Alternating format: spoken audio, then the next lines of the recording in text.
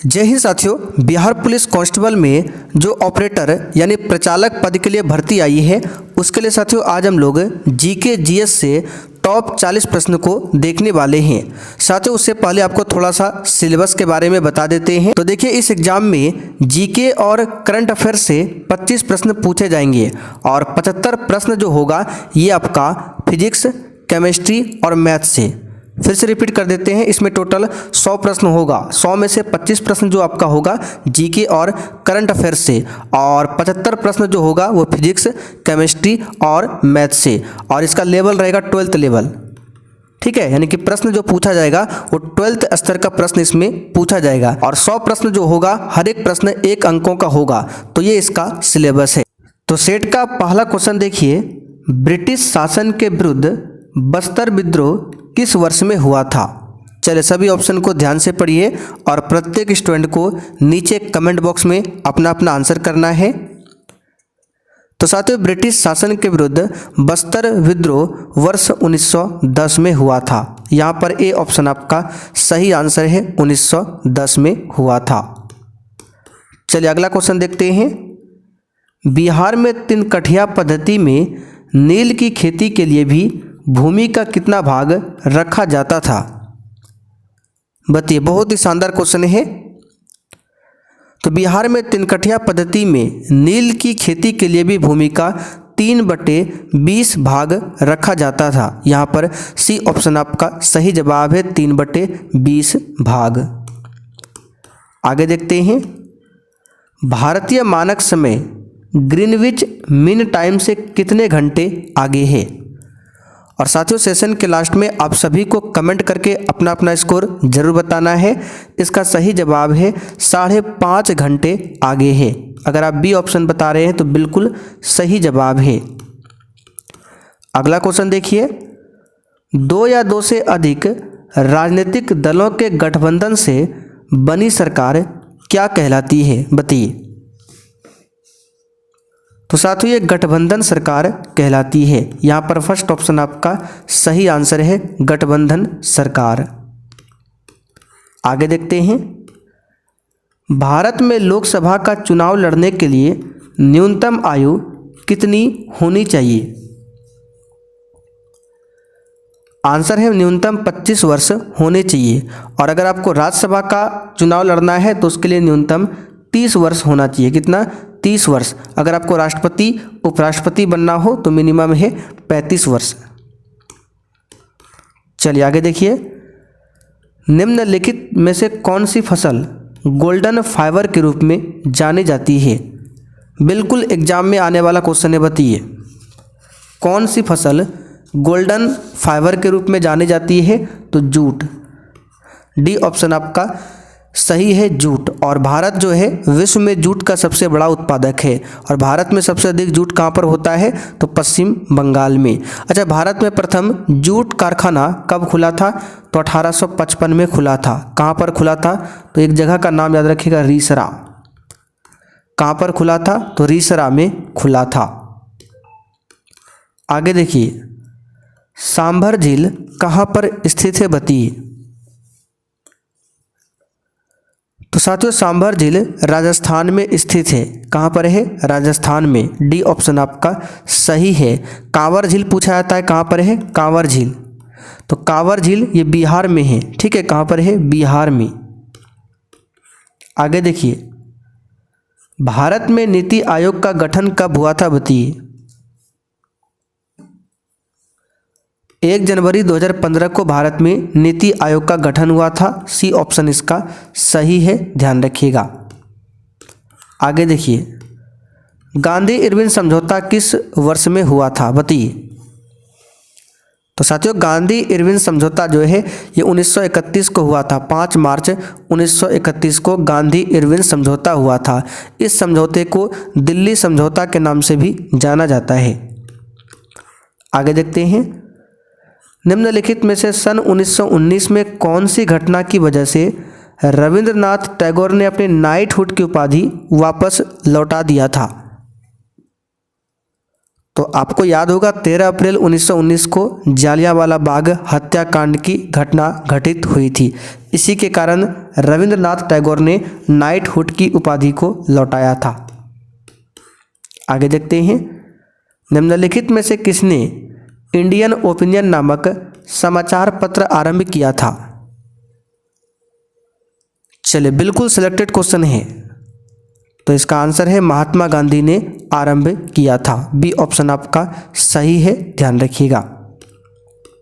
आगे देखिए, अखिल भारतीय राष्ट्रीय कांग्रेस की प्रथम भारतीय महिला अध्यक्षता कौन थी? तो भारतीय राष्ट्रीय कांग्रेस की अध्यक्षता करने वाली प्रथम भारतीय महिला थी सरोजिनी नायडू। केवल महिला पूछे तो एनी बेसेंट, लेकिन भारतीय महिला पूछे तो सरोजिनी नायडू। आगे देखिए, पंचायती राज सर्वप्रथम किन दो राज्यों में शुरू हुआ था, बताइए। इसका आंसर है राजस्थान एवं आंध्र प्रदेश में। ठीक है, राजस्थान में स्टार्ट हुआ था सबसे पहले 2 अक्टूबर 1959 को। आगे देखिए, भारत में राष्ट्रीय एकता दिवस कब मनाया जाता है, बताइए। तो भारत में राष्ट्रीय एकता दिवस 31 अक्टूबर को मनाया जाता है सरदार वल्लभ भाई पटेल की जयंती के उपलक्ष्य में। यहाँ पर फर्स्ट ऑप्शन सही है। 14 नवंबर को बाल दिवस और विश्व मधुमेह दिवस मनाया जाता है। 2 अक्टूबर को गांधी जयंती और अंतर्राष्ट्रीय अहिंसा दिवस भी मनाया जाता है। भारतीय संविधान के अनुच्छेद 360 के तहत निम्नलिखित में से किस प्रकार के आपातकाल की घोषणा की जाती है? तो आर्टिकल 360 के तहत वित्तीय आपातकाल की घोषणा की जाती है, जो कि भारत में अभी तक एक बार भी लागू नहीं हुआ है। तो आंसर होगा ए ऑप्शन। निम्नलिखित में से किस धर्म में उसके अनुयायियों के लिए कृषि करना निषिद्ध था? और साथियों, आज के सेट में केवल हम लोग क्वेश्चन आंसर कर रहे हैं। आगे के क्लास में हम लोग हर एक क्वेश्चंस का डिस्कशन भी करेंगे। ठीक है, तो इसका आंसर हो जाएगा कौन सा धर्म था? तो यह था जैन धर्म। बी ऑप्शन सही है। नरेगा किस वर्ष में अधिनियमित किया गया था, बताइए। नरेगा बोलिए। तो इसका सही जवाब है 2005 में अधिनियमित किया गया था, और नरेगा का नाम बदलकर मनरेगा किया गया है। अब 2 अक्टूबर 2009 को परिवर्तित कर दिया गया है नरेगा का नाम। चलिए आगे देखते हैं क्वेश्चन नंबर 18। एक अवतल लेंस से बनने वाला प्रतिबिंब हमेशा होता है, बताइए कैसा? तो यहां पर इसका सही जवाब क्या होगा, फटाफट से बताइए। तो आभासी और सीधा होगा, आभासी और सीधा। यदि किसी परिपथ में 10 कूलम का आवेश 2 सेकंड के लिए प्रवाहित होता है तो विद्युत धारा का मान क्या होगा? तो विद्युत धारा I बराबर क्या होता है, Q/T। तो यहाँ पर विद्युत धारा का मान निकालना है, तो I = Q कितना है, तो Q यानी कूलम, आवेश 10 है और समय कितना है 2 है, यानी कि धारा जो हो जाएगा 5 एम्पियर हो जाएगा, 5 एम्पियर। देखिए बी ऑप्शन में दिया हुआ है। बिल्कुल ऐसा ही फिजिक्स से क्वेश्चन पूछा जाएगा। ठीक है, बेकिंग सोडा यानी कि खाने का सोडा, इसका रासायनिक नाम क्या है, बताइए। सोडियम हाइड्रोजन कार्बोनेट बोला जाता है या सोडियम बाइकार्बोनेट? इसका सूत्र याद रखिएगा, NaHCO3, सोडियम हाइड्रोजन कार्बोनेट या सोडियम बाइकार्बोनेट। आगे देखते हैं, धातुओं को पीटकर पतली चादर बनाने के गुण को क्या कहते हैं? तो साथियों इसको आघात वर्ण्यता बोला जाता है। बी ऑप्शन सही है। सिरका यानी कि विनेगर, इसमें कौन सा अम्ल उपस्थित होता है, बताइए। तो साथियों इसमें एसिटिक अम्ल उपस्थित होता है। यहाँ पर आंसर क्या होगा, सी ऑप्शन एसिटिक अम्ल। आगे देखते हैं, हमारे शरीर में अनैच्छिक क्रियाओं जैसे कि रक्तदाब और वमन का नियंत्रण मस्तिष्क का कौन सा भाग करता है? तो साथियों ये मेडुला करता है। कौन करता है? मेडुला। सी ऑप्शन यहाँ पर आपका सही है। आधुनिक आवर्त सारणी किस पर आधारित है बताइए। चले बताइए, आधुनिक जो आवर्त सारणी है वो किस पर आधारित है? तो यहाँ पर इसका सही जवाब है तत्व के परमाणु क्रमांक पर आधारित है। ठीक है, यहाँ पर बी ऑप्शन आपका सही है, ध्यान रखिएगा। भारत के किस राज्य की तटरेखा सबसे लंबी है बताइए। बताइए भारत के किस राज्य की तटरेखा सबसे लंबी है? तो गुजरात राज्य की। डी ऑप्शन यहाँ पर आपका सही आंसर है। क्या होगा? गुजरात राज्य की तटरेखा सबसे लंबी है। आगे देखते हैं, बक्सा या फिर बुक्सा बाघ अभ्यारण्य निम्नलिखित में से किस राज्य में स्थित है बताइए। तो यहाँ पर इस क्वेश्चन का आंसर क्या हो जाएगा? ये आपका पश्चिम बंगाल में स्थित है बुक्सा बाघ अभ्यारण्य। फर्स्ट ऑप्शन आपका राइट है, ध्यान रखिएगा। भारत का पहला बाघ रिजर्व पूछे तो जिम कॉर्बेट है। ठीक है, क्या है? Jim Corbett. अच्छा, विश्व बाघ दिवस कब मनाया जाता है? तो 29 जुलाई को मनाया जाता है। आगे देखिए, झारखंड में कोडरमा निम्नलिखित खनिजों में से किस एक का प्रमुख उत्पादक है? आंसर है अभ्रक का। बी ऑप्शन आपका सही है, अभ्रक। आगे देखिए, मानचित्र में नीले रंग द्वारा किस भाग को दिखाया जाता है बताइए। तो साथियों, मानचित्र में नीले रंग द्वारा किस भाग को दर्शाया जाता है? तो जल को दिखाया जाता है। सी ऑप्शन सही है। भारत में महिलाओं के लिए आरक्षण की व्यवस्था कहाँ पर है बताइए।